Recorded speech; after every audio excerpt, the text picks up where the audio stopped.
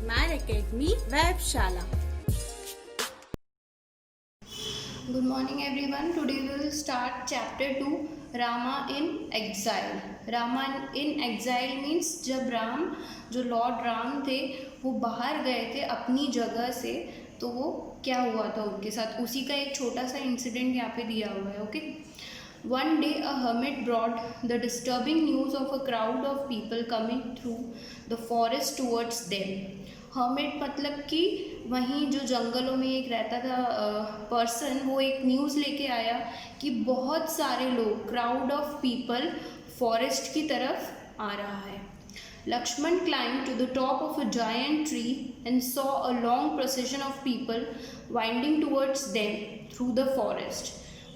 In great excitement, he descended to the ground and cried, "O Ram, beware! I have no doubt that it is Bharat who is coming here to finish his jealous mother's work. He wants to remove you out of his way forever so that he may rule Ayodhya." तो जब Lakshman tree के top पे ऊपर climb करके देखते हैं तो उन्हें प्रोसेशन ऑफ पीपल दिखता है, कि मतलब बहुत सारे लोग एक साथ जंगल की तरफ, फॉरेस्ट की तरफ आ रहे हैं.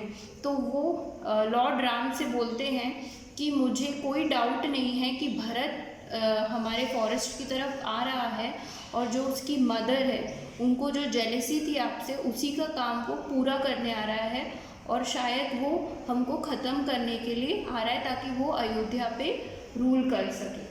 Gentle Ram rebuked his brother. Gentle Ram rebuked his brother मतलब कि जो राम थे वो अपने नेचर से बहुत जेंटल थे, बहुत काइंड थे. तो उन्होंने जब लक्ष्मण की ये बात सुनी तो उन्होंने क्या किया, उसे रिब्यूक किया, उसे डांटा, स्कोल्ड किया. "Nay, my dear Lakshman," he replied, "that cannot be. If Bharat comes here at all, he comes to do us good with some loving purpose in his heart." और उन्होंने लक्ष्मण से कहा कि अगर भरत यहाँ पे आ रहा है तो वो कुछ अच्छे के लिए ही आ रहा होगा, उसके मन में कुछ अच्छा पर्पस होगा. When the procession drew near, Prince Ram greeted Bharat with the tenderest affection, while Lakshman stood by suspicious and ready to protect his beloved brother Ram. Bharat, weeping bitterly, flung himself before Ram's feet. और जब procession उनके पास नज़दीक आ गया, near आ गया, तो जो Prince Ram थे उन्होंने भरत को ग्रीट किया बिल्कुल अफेक्शन से, प्यार से. और जो लक्ष्मण था वो दूर खड़ा था, सस्पिशियस था, उसे कुछ डाउट हो रहा था कि भरत किस लिए यहाँ पर आया है इतने सारे लोगों को लेकर. लेकिन राम के मन में ऐसा कुछ भी नहीं था. और जो भरत था वो वीप कर रहा था. वीप मतलब कि रो रहा था बहुत ज़्यादा, और वो राम के फीट में, मतलब राम के पैरों में गिर गया. "Dear brother," he said, "on my return from visiting our uncle, I was shocked to find that my poor mother had forced our father to drive you into exile and keep the throne vacant for me. But, O Ram, out of grief for you, your father, alas, is dead." और वो कहता है कि जब मैं वापस आया अपने अंकल के घर से, तब मुझे शौक लगा कि मेरी जो मदर थी उन्होंने तुम्हें फोर्स किया कि तुम एग्जाइल में चले जाओ, मतलब कि तुम अयोध्या को छोड़कर कहीं जंगल में चले जाओ, और जो थ्रोन है, जो सिंहासन है, वो मेरे लिए वैकेंट रहे, खाली रहे. लेकिन राम इस ग्रीफ के कारण, इस दुख के कारण हमारे जो फादर थे वो मर गए. He is dead. Overcome with grief at learning about his father's death, Ram at first did not answer, but a moment later he burst into tears and the two brothers embarrassed each other. और उसके बाद जब राम को ये पता चला कि उसके फादर की डेथ हो गई है, तो उसे एकदम के लिए शॉक लग गया. वो कुछ बोल नहीं पाए, लेकिन थोड़ी देर बाद वो रोने लगे, और दोनों भाई ने एक दूसरे को हग कर लिया. एम्ब्रेस मतलब कि हग कर. Okay. But brother Ram, continued Bharat, "I have come here to assure you I will never take your place. Return dear brother to your rights and reign in fair Ayodhya. और जो भरत रहते हैं वो अपने ब्रदर राम को कहते हैं कि मैं आपको ये बताने के लिए यहाँ पर आया हूँ कि मैं आपकी प्लेस कभी नहीं ले सकता, मैं आपकी जगह पर कभी नहीं बैठ सकता, तो आप मेरे साथ चलिए और अयोध्या को आपको ही संभालना है। I have promised for full 14 years to stay in exile. Shall I then break my oath and prove untrue unto my holy promise? इस बात को सुनकर जो राम होते हैं वो कहते हैं कि मैंने प्रॉमिस किया था कि मैं 14 इयर्स के लिए अयोध्या से बाहर रहूँगा, तो क्या मैं अपना प्रॉमिस तोड़ दूँ और जो उस होली प्रॉमिस को झूठा साबित कर दूँ, अनट्रू कर दूँ? Nay, my brother, plead with me no more. I will not break my oath nor leave this forest till the 14 years are past. और वो इसके लिए कहते हैं तुम प्लीड मत करो, मतलब तुम मेरे हाथ मत जोड़ो, मुझसे रिक्वेस्ट मत करो, क्योंकि मैं अपना प्रॉमिस नहीं तोड़ूंगा।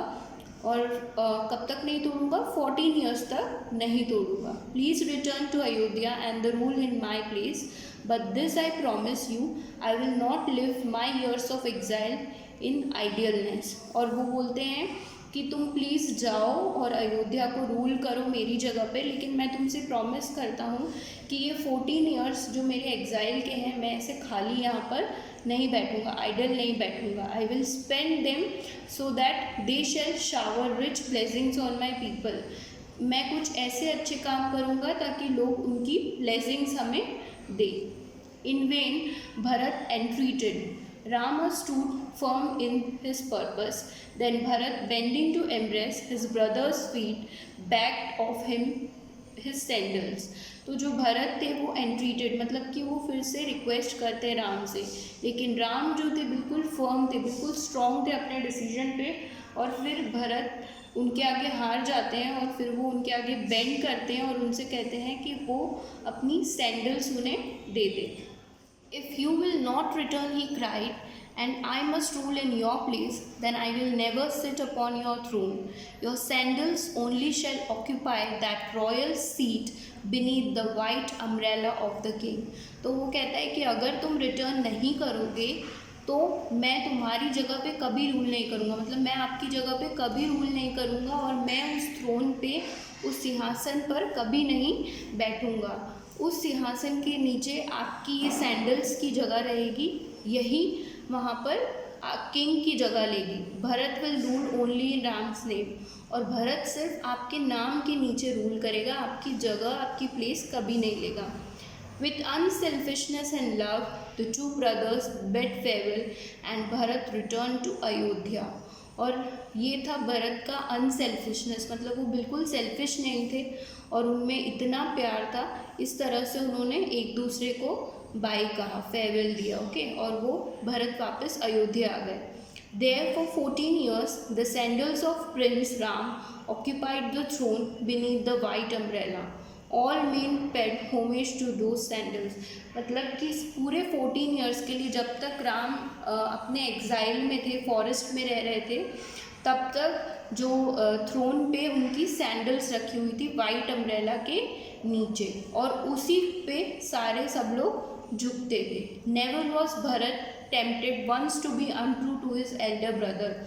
और ऐसा कभी नहीं हुआ कि भरत कभी भी डिसलॉयल हुए या उन्होंने डिसलॉयल्टी दिखाई अपने एल्डर ब्रदर राम की तरफ। But when the 14 years were up with Lakshman and sweet Sita by his side, Ram return once more to fair Ayodhya. और वापस जब 14 ईयर्स पूरे हो गए, राम का एग्जाइल ख़त्म हो गया, तब लक्ष्मण और अपनी वाइफ सीता के साथ लॉर्ड राम वापस अयोध्या आ गए। There amidst the loud rejoicing of his people, he looked at the last his rightful place upon the golden throne beneath the white umbrella that served only for the king. और जब वो वापस आए तो वहाँ के लोगों ने बहुत रिजॉइस किया, मतलब बहुत खुश हुए, और उसके बाद जो उनकी जगह थी, जो गोल्डन थ्रोन थी, उस पर वो खुद बैठे एज अ किंग।